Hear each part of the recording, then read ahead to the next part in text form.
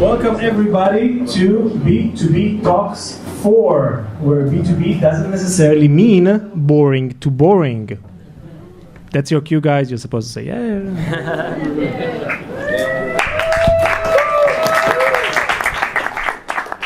Next sponsors will have to bring vodka instead of beers.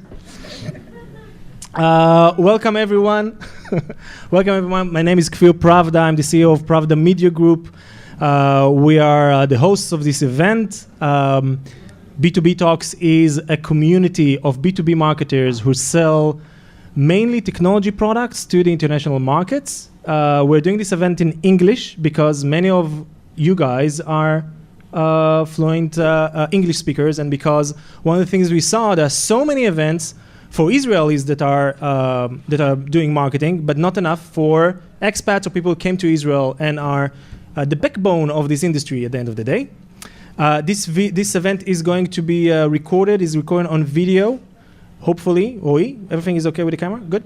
So this event is actually being recorded on video and will be uploaded later on to our website. And I promise personally that we will edit the videos this time. Okay, we have some backlog there.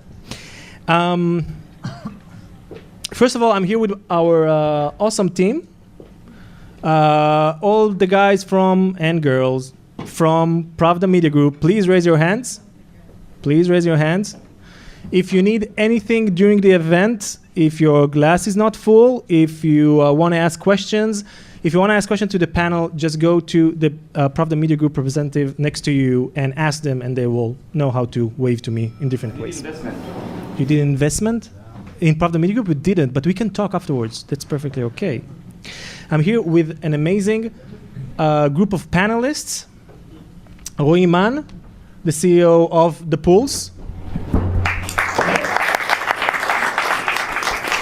Ramel Levin, VP Marketing of CloudEndure. And Moshe Milman, VP Operations of Applitools.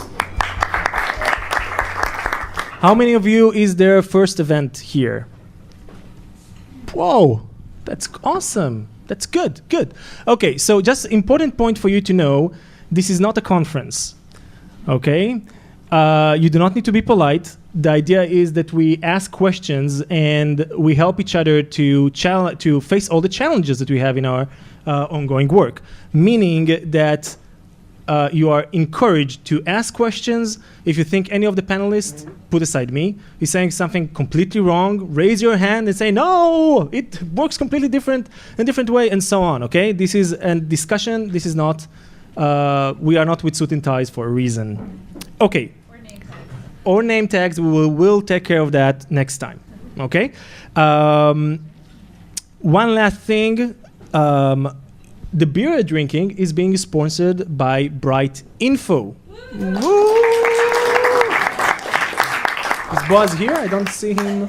Maybe he went out. Well, okay, so he lost his cue. Can you call him for a second? Bright Info is a company which is a partner of Pravda Media Group, and they were very, very gracious to offer their sponsorship. It's important to know, and this is also Mark Lerner, who's trying to sell to Bright Info his product. He's from Octopost. Boaz, we just want to thank you for the beer. I'm happy to make a difference. Make a dent in the universe. Just for you to know, all the money, all the sponsorship money goes directly to your beers, meaning he's paying to the bar, okay? As we said, it's a community event. Okay, so let's start with the real thing. Let's start, first of all, with you guys telling a bit more about what your companies do, okay? And what is your biggest lead gen challenge? So I'll tell you a bit about the history of daPulse. We started off as an internal project at Wix, and we wanted to make sure that every employee, I worked at Wix, and we wanted to have everyone work towards the same goal. Like, our product is a management product that lets you manage your team towards the same goal, and essentially have everything that you need to manage your startup and create transparency around what you do, like product process or sales channel, like connect everyone in the company towards the same objective. and it's best seen visually. Like if you go to daPulse.com, you'll see like an image of the product, and that's important to our lead generation because when people see how it looks, like it's a really nice grid of colors that show you exactly where things are at, like this is what sells us.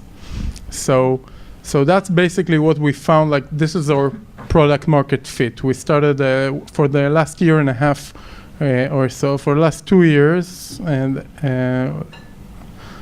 the timeline is like for the last 2 years we've been working on the product, but for the last 6 months we've been started to sell and market it intensively. So the 1.5 years it took us to create that product market fit, and when we did, we felt it.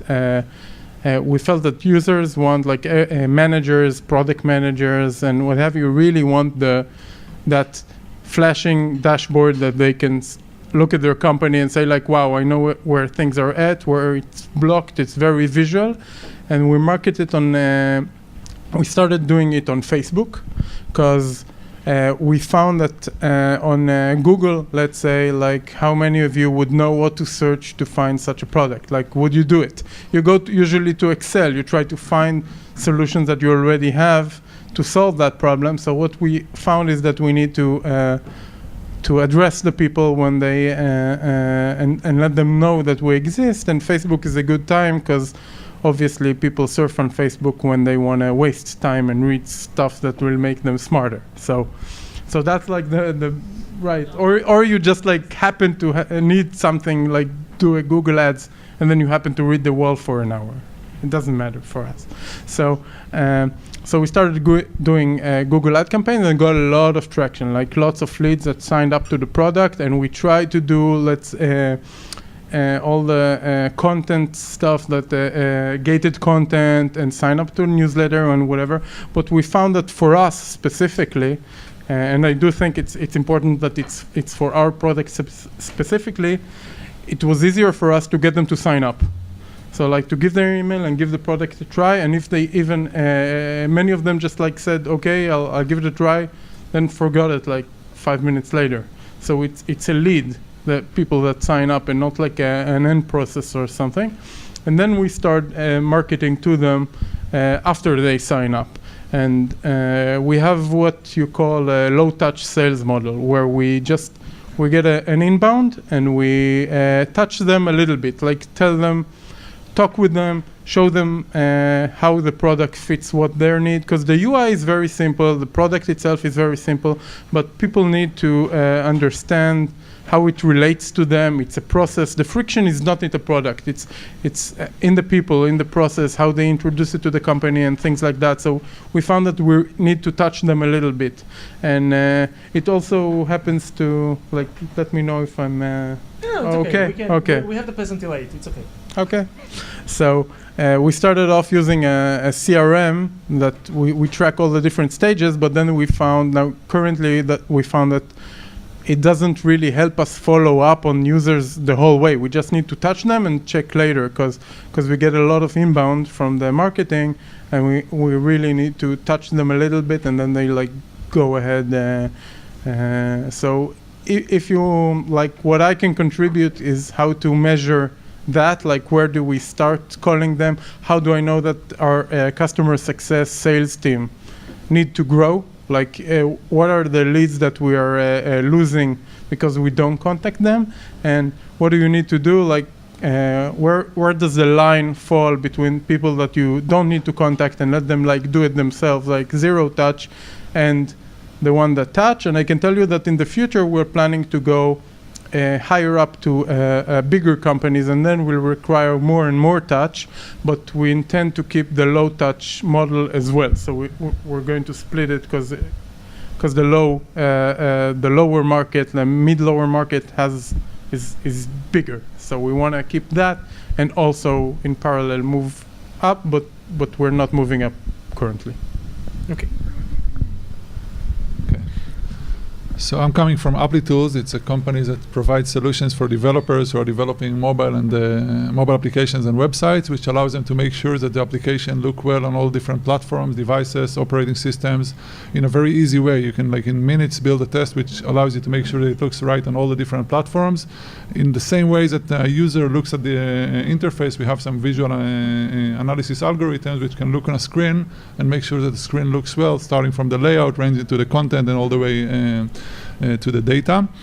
And from a marketing perspective, we started with building like a blog. And okay, we started with a blog where we distributed some relevant content to a general content about not about our product but about the industry. We started generating some content over there.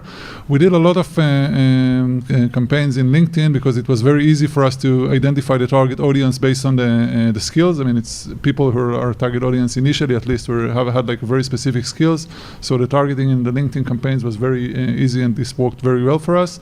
I'll explain about the rest of the campaigns that worked for us later on in the session, but basically, initially we focused on content and campaigns in LinkedIn, which worked very well.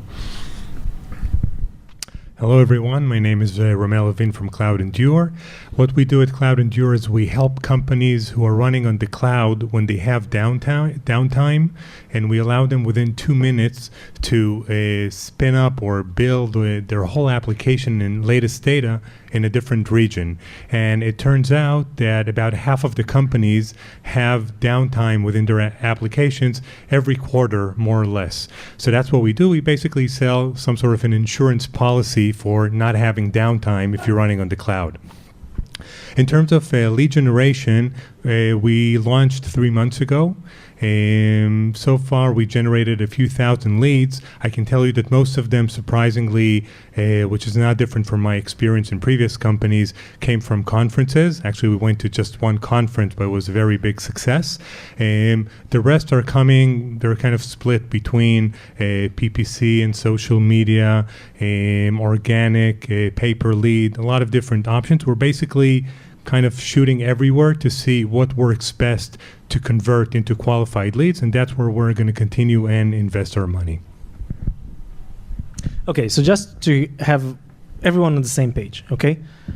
How many of you are using events, you said conferences, right, in order to generate leads? Okay. How many of you are, you know what, let's extend to everybody here in the room, okay? How many of you are using events to generate quality leads? Awesome. How many of you are using email marketing in order to do that? Okay. How many of you are using social for that? Okay. Paid in Google? Remarketing, retargeting? Well, you know, if that was true, we didn't have any work to do, you know? Thankfully, you're wrong. Okay, so we have here, and of course, you also do you buy lists of emails? What we do, and I think it's proving to be one of our most successful channels, we don't buy lists. My experience is that buying lists produces the worst quality. I've done actually a research when I was at Panaya. We worked with 20 different potential providers to test the quality of their lists. The highest, most expensive quality still wasn't good enough. Can you share numbers? Share numbers. When you're saying not good enough, what is it? Yeah, for example, we worked with a company that turned out to be from India, and they were the highest quality for list purchasing. And I don't remember exactly how much we paid them, but I can tell you in terms of the quality that 50% of the leads, and that was the highest quality, were not valid, either no longer in the company, wrong email. The one source, if you're targeting IT people, there's a few similar to it, but the best one that I did find, and it's very high quality, there's a tool called Discover.org, and they're mostly for IT. They mapped up more or less all the companies in the States that have a revenue of, I think $100 million in North, which is for a lot of us the target market. And for those companies, they have the whole structure of the company, at least within the IT department. And their quality is very, very high. It's also a relatively expensive service.